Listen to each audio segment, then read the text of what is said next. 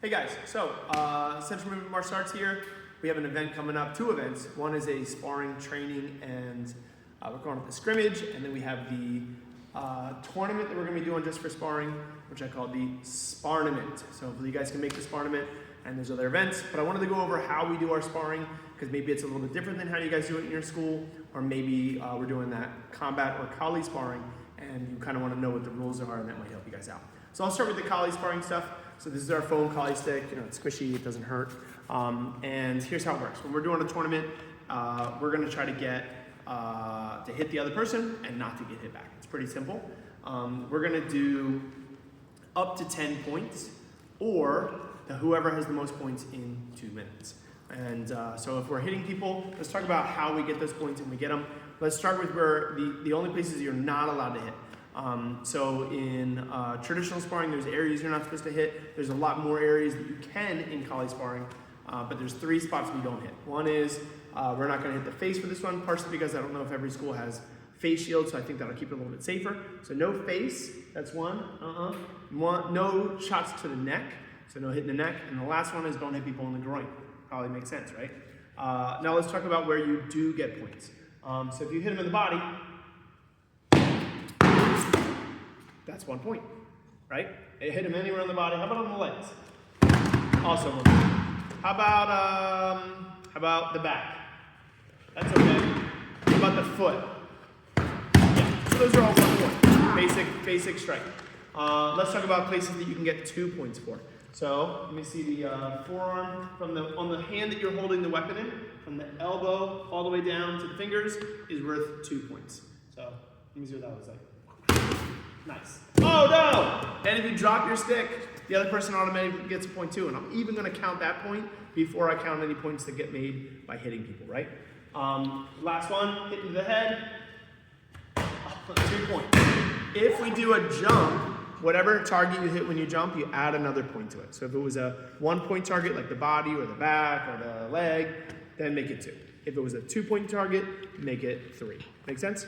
All right, so again, we're calling break in between, break.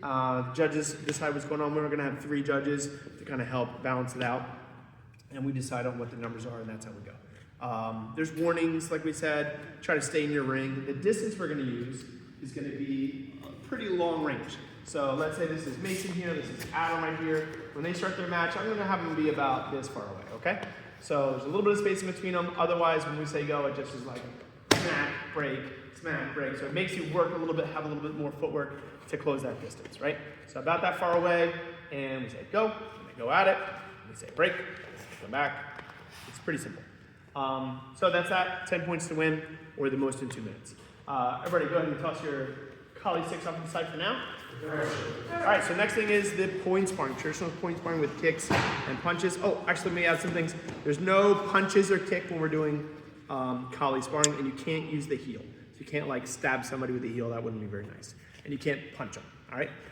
So regular punching and kicking sparring, this one, again, 2 minutes, or the first one to get to 5 points.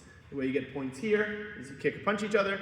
The no kicking or punching ranges are below the belt, to the back, and you can kick to the head, but not punch to the head, okay? Points, hand or a foot to the body,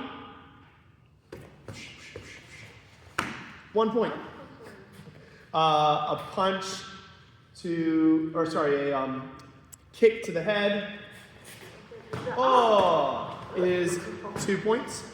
And if you're jump kicking, you add an extra point. So jump kick to the body, 2. Jump kick to the head, 3. You don't have to show that too much. All right? And there's no hands to the head. Sometimes we do that, but I want to make it as close to what everybody else already does in their sparring as possible. So there you go. Warnings can be for kicks below the belt.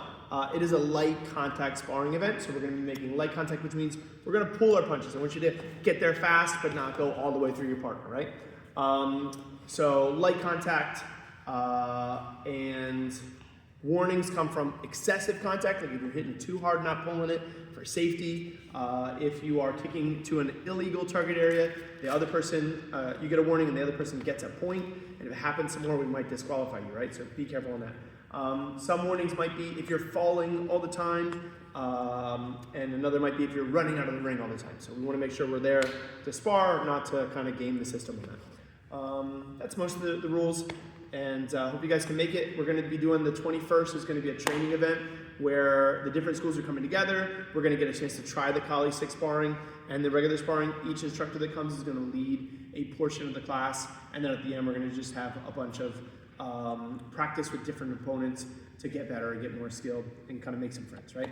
So that's on the 21st from March 21st from 12 to 3, and then the tournament's on March 28th. Both of those are Saturdays, and that's probably going to be from 9 till about 12ish.